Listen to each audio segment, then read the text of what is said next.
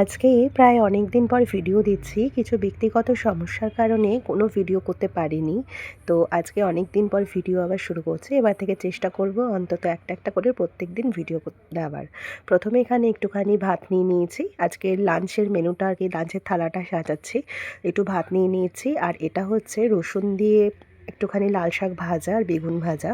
আর এটা হচ্ছে একদম পাতলা করে মুসুরির ডাল করা হয়েছে।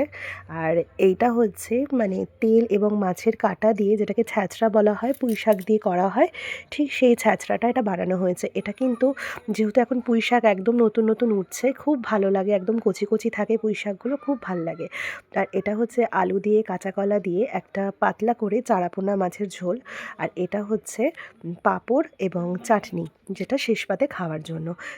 চাটনিটা কিন্তু পাঁপড় ছাড়া একদমই ভালো লাগে না। চাটনি করলে মনে হয় যেন একটু পাঁপড় দিয়ে খাওয়া যেতে পারলে ভালো হয়। আর এখানে ১ গ্লাস জল দিয়ে নিয়েছি।